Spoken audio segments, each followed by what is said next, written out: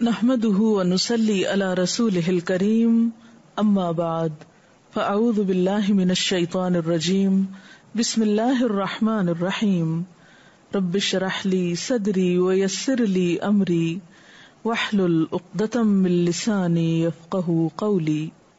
رمضان المبارک میں جہاں ایک طرف انسان اللہ کے حقوق ادا کرتا ہے، وہاں دوسری طرف انسانوں کے حقوق ادا کرنا بھی بے حد ضروری ہے۔ نبی اکرم صلی اللہ علیہ وسلم نے اس مہینے کو شہر المواسات کہا ہے، ایک دوسرے سے غمخواری کرنے کا مہینہ، ایک دوسرے سے ہمدردی کا مہینہ۔ لہذا انسان رمضان کی روح کو، روزے کی روح کو اس وقت تک نہیں پا سکتا جب تک کہ وہ عبادات کے ساتھ ساتھ خدمت خلق کا کام بھی نہ کرے۔ ہم سب کے لیے لازم ہے کہ اس رمضان میں ہم اپنا روزمرہ کا ایسا ٹائم ٹیبل بنائیں کہ جس میں عبادات کے علاوہ انسانوں کے حقوق ادا کرنے کے لیے بھی ایک وقت نکالا جائے۔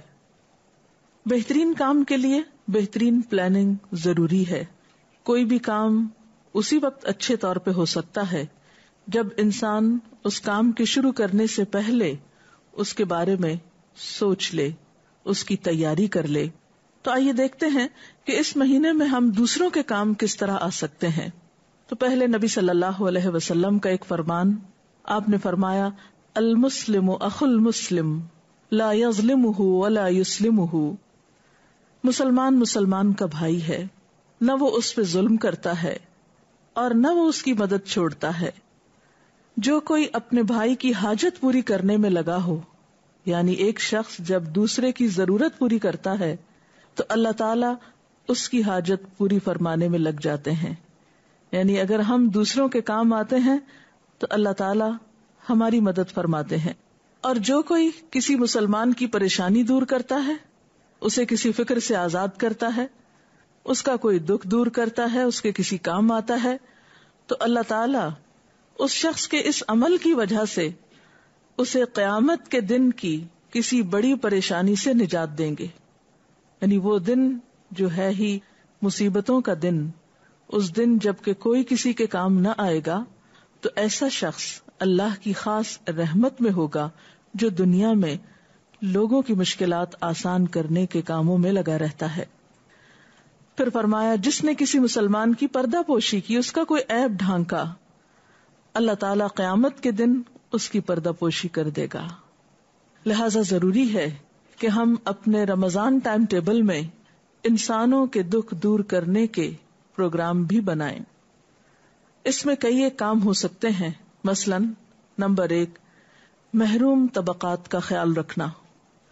اپنے ارد گرد نظر دوڑائیے، اپنے آس پاس دیکھیے، اپنے ہمسایوں میں، اپنے رشتہ داروں میں، اپنے محلے والوں میں، اپنی بستی میں، اپنے شہر میں، اپنے علاقے میں، کہ کون سے لوگ ایسے ہیں جو ضرورت مند ہیں، جو کسی دکھ، تکلیف یا مصیبت کا شکار ہے۔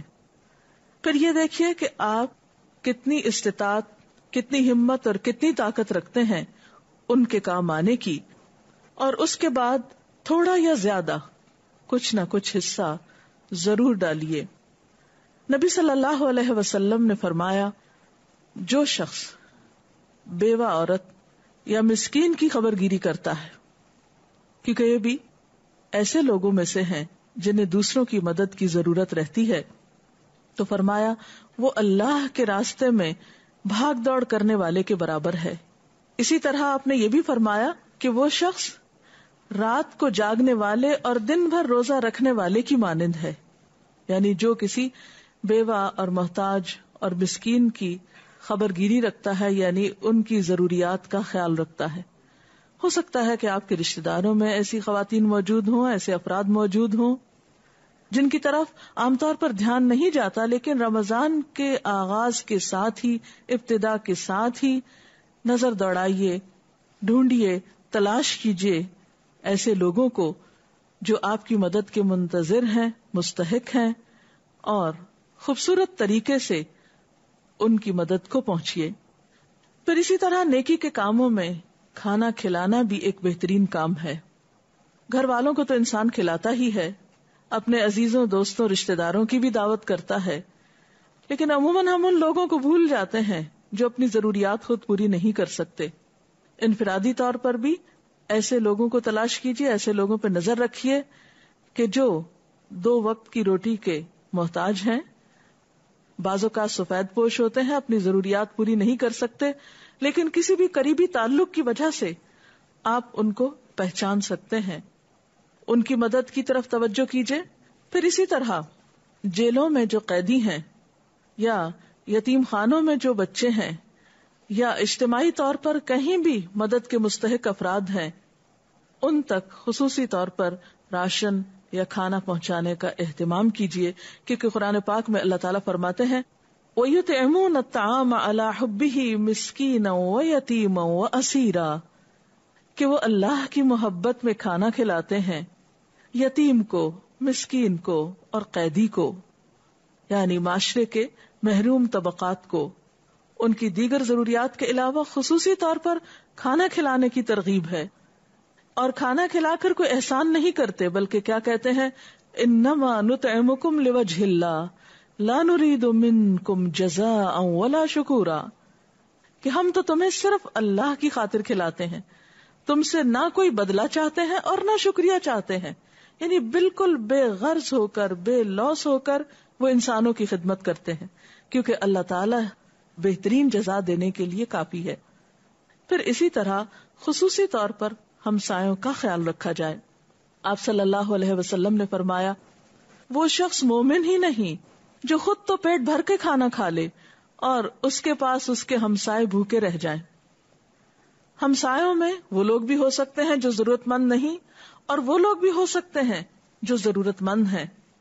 ایسے میں خصوصی طور پر ضرورت مندوں کا خیال اور عمومی طور پر حق کے ہمسائیگی کا خیال. یعنی ضروری نہیں کہ آپ ہمسایوں کا خیال صرف اس وقت رکھیں جب وہ ضرورت مند ہو. ہمسایوں کا خیال ہمیں اس وقت بھی رکھنا ہے جب وہ ضرورت مند نہیں، کیونکہ ان کا ہم پر ہمسایہ ہونے کا حق ہے. مثلاً اگر آپ رمضان میں عام دنوں کی نسبت کچھ اچھا کھانا پکاتے ہیں تو اس کھانے میں سے کچھ ان کو بھی بھجوا سکتے ہیں.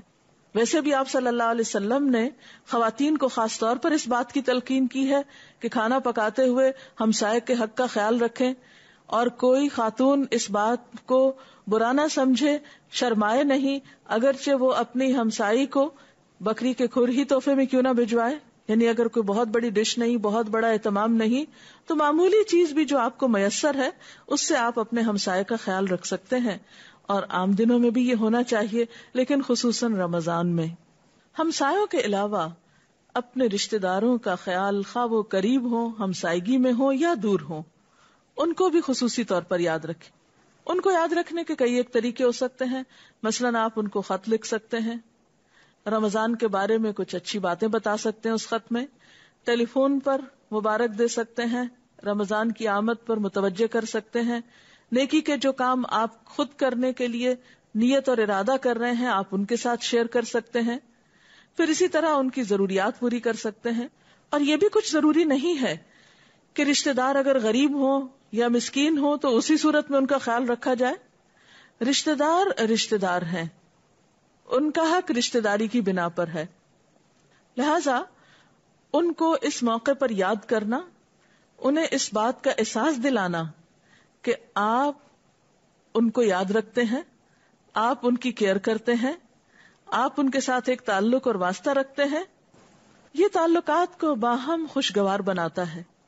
اور جب انسان انسانوں کے ساتھ خوشگوار طریقے سے زندگی بسر کرتا ہے تو یہ چیز بھی انسان کے اندر خوشی اور سکون پیدا کرنے کا سبب اور ذریعہ بنتی ہے. پھر اسی طرح بیماروں کی عادت، عموماً انسان اس مہینے میں بہت عبادت میں مشغول ہو جاتا ہے. ہم اپنے ایک مخصوص ٹائم ٹیبل کو فالو کرتے ہیں، اتنے بجے اٹھنا ہے، اتنے بجے سحری بنانی ہے، اتنے بجے کام ختم کرنا ہے، اور اسی طرح کے بہت سے اپنے ذاتی عبادت کے پروگرام.